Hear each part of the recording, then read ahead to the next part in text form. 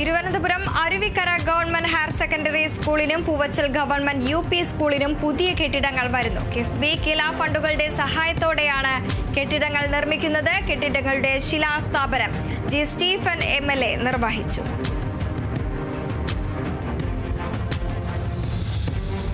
തൃശൂർ ജില്ലാ സ്കൂൾ കലോത്സവത്തിൽ മാപ്പിളപ്പാട്ട്, അറബി, പദ്യം ചൊല്ലൽ എന്നീ മത്സരങ്ങളിൽ ഒന്നാം സ്ഥാനം നേടി പാടൂർ അലീമുൽ ഇസ്ലാം ഹയർ സെക്കൻഡറി സ്കൂൾ. ഒന്നാം സ്ഥാനം നേടിയതോടെ തിരുവനന്തപുരത്ത് നടക്കുന്ന സംസ്ഥാന കലോത്സവത്തിലേക്ക് സ്കൂൾ അർഹത നേടി. തിരുവനന്തപുരം അഗസ്ത്യവനം ബയോളജിക്കൽ പാർക്കിലെ ആദിവാസികൾ ശബരിമലയിലേക്ക്. 143 ആദിവാസികളാണ് ശബരീശ സന്നിധിയിലേക്ക് എത്തുന്നത്. ഇവരുടെ കെട്ട് നിറയ്ക്കൽ ചടങ്ങ് കോട്ടൂർ മുണ്ടണി മാടൻ ക്ഷേത്രത്തിൽ നടന്നു.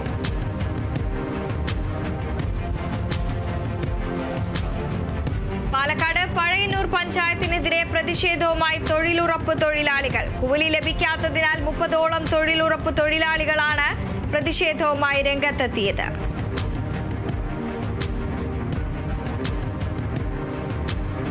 മലപ്പുറം ഇരിമ്പിളിയം പഞ്ചായത്തിൽ 2024-2025 വാർഷിക പദ്ധതിയിൽ ഉൾപ്പെടുത്തി പിന്നോക്ക വിഭാഗ വിദ്യാർത്ഥികൾക്ക് മേശയും കസാരയും വിതരണം ചെയ്തു.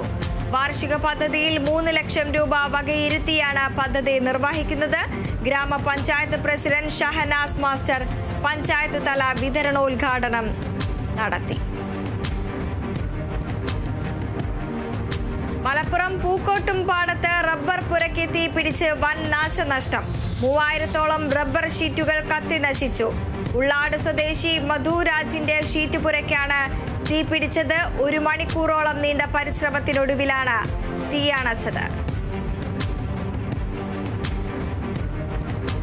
മലപ്പുറത്ത് സമഗ്ര ശിക്ഷ കേരളം നടപ്പാക്കുന്ന വർണ്ണകൂടാരം പദ്ധതിക്ക് വണ്ടൂർ പൂക്കുളം GLP സ്കൂളിൽ തുടക്കമായി. പദ്ധതി MLA AP അനിൽകുമാർ വിദ്യാലയത്തിന് സമർപ്പിച്ചു. അന്താരാഷ്ട്ര നിലവാരവും പ്രാദേശിക പ്രസക്തവുമായ പ്രീ സ്കൂൾ വിദ്യാഭ്യാസം ഉറപ്പാക്കുക എന്ന ലക്ഷ്യത്തോടെയാണ് പദ്ധതി നടപ്പാക്കുന്നത്. തൃശൂർ നെട്ടിശ്ശേരിയിൽ UDFന്റെ നേതൃത്വത്തിൽ അംബേദ്കർ മഹാപരിനിർവാൺ ദിനം ആചരിച്ചു. പരിപാടി CMP സംസ്ഥാന കമ്മിറ്റി അംഗം ജോസ് മാറോക്കി ഉദ്ഘാടനം ചെയ്തു. അടിസ്ഥാന ജനവിഭാഗവും സാധാരണക്കാരും അടിമത്തം ഉപേക്ഷിച്ച് നീതിക്കായി പോരാട്ടം നടത്താൻ ഒത്തുചേരണമെന്ന് ജോസ് മാറോക്കി പറഞ്ഞു. തൃശൂരിൽ വാഹന പരിശോധനയ്ക്കിടെ 83 കിലോ കഞ്ചാവ് പിടികൂടി. സംഭവത്തിൽ തമിഴ്നാട് സ്വദേശികളായ 3 പേർ അറസ്റ്റിൽ. കൂട്ടത്തിലുണ്ടായിരുന്ന 2 മലയാളികൾ ഓടി രക്ഷപ്പെട്ടു. കോടതിയിൽ ഹാജരാക്കിയ പ്രതികളെ റിമാൻഡ് ചെയ്തു. തൃശൂർ കാർഷിക സർവകലാശാലയിൽ കാലാവസ്ഥാ കോൺക്ലേവ് നടന്നു. കേരള കാർഷിക സർവകലാശാലയും കാലാവസ്ഥാ വ്യതിയാന പാരിസ്ഥിതിക ശാസ്ത്ര കോളേജും നബാർഡും സംയുക്തമായാണ് പരിപാടി സംഘടിപ്പിച്ചത്. സർവകലാശാല vice chancellor doctor B Ashok IAS പരിപാടി ഉദ്ഘാടനം ചെയ്തു. തൃശൂരിൽ മഴക്കെടുതി മൂലം നശിച്ച കൃഷിഭൂമി സന്ദർശിച്ച് കർഷക കോൺഗ്രസ് ജില്ലാ പ്രസിഡന്റ് രവി പോലുവളപ്പിൽ. ഏക്കറിന് 20,000 മുതൽ ചെലവ് വന്ന കർഷകർക്ക് വീണ്ടും കൃഷിയിറക്കാൻ അടിയന്തര സഹായം നൽകണമെന്ന് കർഷകൻ സർക്കാരിനോട് ആവശ്യപ്പെട്ടു. ആലപ്പുഴ മങ്കൊമ്പ് മുത്തൂറ്റുവാക്കൽ ക്ഷേത്രത്തിൽ ജനുവരി 14 മുതൽ 20 വരെ മഹാഗണപതി സത്രം നടത്തും.